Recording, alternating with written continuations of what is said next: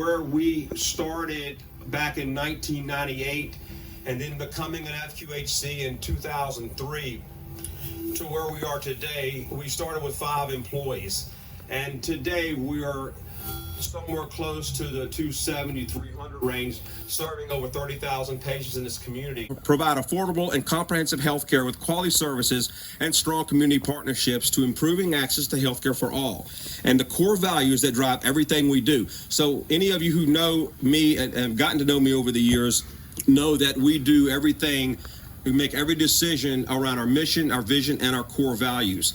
And so the ability for Johnson Health Center to make that impact in Amherst and around the Central Virginia region is all tied to that. And today is a really bringing to life the things that we want to continue to do in this community and beyond. The vision of this new center started really 10 years ago, and it was 10 years ago in August where I had the opportunity to lead Johnson Health Center as the interim CEO. And that seems like just yesterday some days, and other days it seems like it was 100 years ago. So, but I can tell you on a day like today, when we're all sitting around talking about what we could envision as being great health care in this community and how can we move the needle of health care in this community, we got to think about doing health differently, and we got to think about doing services under one roof as best we can. And we have moved that direction over the course of these past 10 years. We're starting to consolidate services under one roof as best we can, and this is really what we see here today in bringing in all of our services that we provided here in Madison Heights under one roof, and expanding on those. Staff, would you please raise your hand? So these are the people that make this stuff happen. It's our staff at Johnson Health Center. Second to none, best people I've ever worked with. And so that's what makes coming to work each day a joy for me. I will tell you a little bit about health centers because, again, health centers are unique, and it took me a while to figure out what a health center did when I joined them back in 2011. But in 2023 alone, more than 31 million people relied on HRSA-funded health centers for care. You think about that for a minute. I think that number's up to 32 million now. But that's 1 in 8 children that health centers provide care to across this country.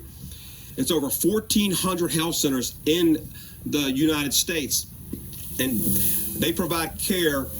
It's 24.7 million uninsured Medicaid and Medicare patients, more than 9.7 million rural residents, over 1.4 million without homes, 1 million agricultural workers, more than 1.1 million patients served at schools, 585,000 pregnant visits, and 172,000 deliveries, nearly 405,000 veterans, and about 80% of these patients had income levels at or below 200% poverty level.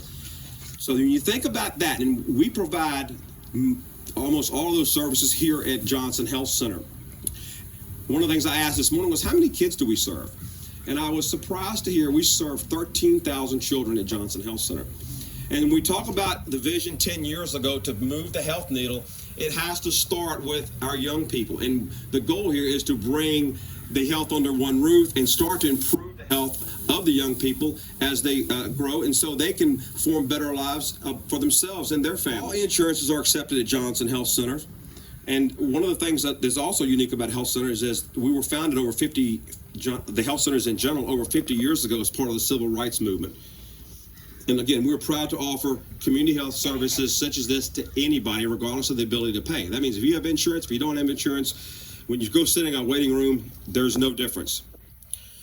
The other piece on the mission with this, or the vision, is that quality is power. The future of healthcare is driving towards quality outcomes and value-based care. So you hear value-based care a lot. The term is thrown around quite frequently, quite easily, but what really is value-based care? And I shared this morning with my staff at the All Staff is sometimes you get tired of hearing value-based care, because what does that really mean? Because value is in the eyes of the beholder, right? And so what we try to do here is, when you talk about value, we want to create that value that improves the life and the outcomes of health for you and your family members. That's what we look at here. And when you get a chance to tour this facility, I think you'll get a sense of what we are trying to do with that, because for the first time, we have a fitness and nutrition center baked inside of our own health center. So we have a nutritional coordinator, we have one on staff, and we're partnering with the Virginia Community Health Care Association in Richmond for another one. And they're weaved right into our care teams so that we're able to provide nutritional. There's a kitchen in our fitness center, so we can provide not only nutritional counseling, but we can teach people how to cook and eat better. So there's a lot of things that we are working. When you think about value-based care, is to bring value and improve the lives, but also to drive quality outcome and focus on the patient from not just a sick perspective, but how can we keep them healthy. Talking about this for a long time, and we've always wanted to build our own building and focus on integration of healthcare, and so this is the culmination of that. Amherst County has been extremely welcoming to us since we came here back in 2013, and so we quickly realized that we needed to expand. And so this is an integrated healthcare building that will focus on accessibility for our patients. We've more than doubled what we're able to do for our patients in Amherst County here. We have 20 medical exam rooms. We have an entire suite of rooms dedicated to our behavioral health team. And we've more than doubled our dental operatories, which is a huge need in this community. Gary mentioned how many visits and how many patients we've been seeing, and just to kind of quantify for you all what we'll be able to do, we expect that once we're fully ramped up, and we aren't far from that now, we'll be able to add 15,000 visits a year for our patients with this building. Welcome everybody. As they said, I'm Debbie Drake, and I am the current chairperson for the Johnson's Health Center Board of Directors. I have had the absolute privilege to be part of this board for almost 10 years now, and I can't tell you enough about this beautiful building and the leadership that Gary, Megan, and the others, Christina, everyone on staff has put forward. Mostly I want to thank the staff, those that are here and not here of Johnson's Health Center. It is a fabulous group of people. This is a fabulous organization, and I just feel so much pride.